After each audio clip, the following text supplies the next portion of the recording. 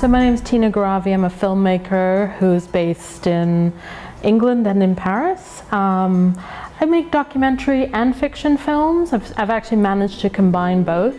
My first short film went to Sundance and it was called Closer. It was a portrait of a young lesbian from Newcastle. My second major documentary was called Mother Country, which I made for Channel 4.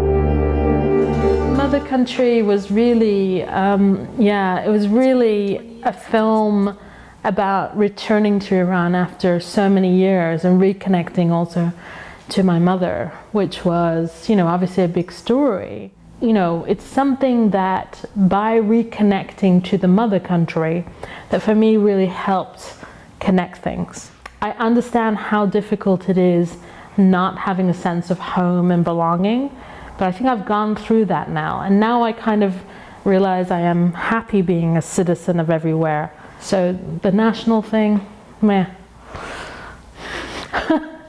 The nominees are The Imposter, McCullin, Wild Bill, The Muppets, and I Am Nasrine.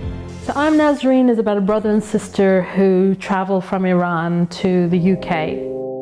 They deal with a lot, as asylum seekers do in Britain. They go through a lot. And it was really a film we made for other teenagers so that they could build empathy for these two kids, so they can understand, why does someone come here from Iran? And can you like them? Can you care about them? Because that's what film is great for. Film is about empathy. I'd like to introduce you to Nasrine. She's from Iran. And then maybe you go out on the street and you realize, gee, this person is probably exactly like Ali and Nasrine. I don't need to hate them. These people have left their countries because they had to. And actually we were showing Iran in a good way, because we were showing that Ali and Nasrine actually left from very wealthy backgrounds. Ben Kingsley was the patron of my first film, I Am Nasrine, because literally the two of us were sitting in a waiting room at the BBC. I don't know who keeps Ben Kingsley waiting.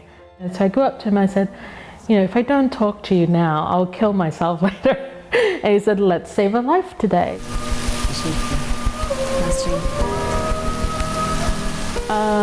In 2012, I was invited to visit a prison in Louisiana, where I went and I saw men picking cotton in a field, mostly black men with white men on horseback with rifles. I knew I had to make a film. What happens to you when you're in prison, so that your labor is taken by the state and your labor is in one sense given to private companies like, Microsoft, like Victoria's Secret, like Walmart. So many things are made in prison that Americans just don't know about.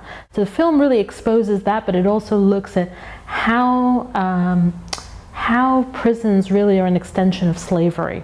And actually slavery is legal under the US Constitution. So the 13th Amendment outlawed slavery except in prison.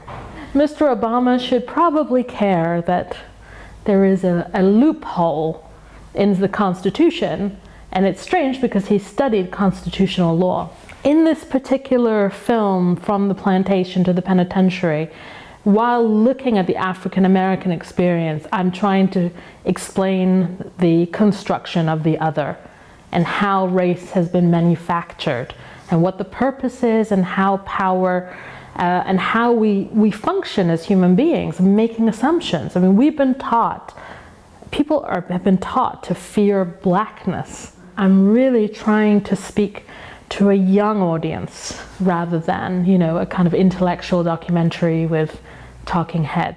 On the From the Plantation to the Prison project, we are mentored by Michael Moore, who's very much a project ally. It's probably somebody who will be the executive producer on the film. And what's been great speaking to him about the project is he's kind of making sure that I speak to a large public about this very kind of nuanced subject. Not everyone is African American or cares about the prison system, but how do you make sure that it's universal? But the biggest obstacle is really that we are asking broadcasters to fund the project, and the problem is the broadcasters represent the system. So we're asking the system to criticize itself. The actual mainstream is going to have a difficulty dealing with something that is criticizing America of being a slave state, criticizing America as being a institutionally racist place, talking about white supremacy in the US, and dealing with big businesses locking up massive parts of the population for profit. And I'm not interested in objectivity. In fact, I'm more interested in making sure that my subjectivity is clear and really pronounced. I want to tell people who I am when I'm making a film. From your privilege comes subjectivity. So when I teach documentary filmmaking, which I do in Newcastle, I say to students, you know, it is all fiction. I don't really care that I'm working on an American issue about race, or whether I'm working on a film about Iranian women, because it is all about people who are oppressed in different ways and by different systems, but the systems are actually very, very similar, and what you have in Iran is the same as you have with the government of America. In fact, they are best buddies. They're really, you know, the same thing.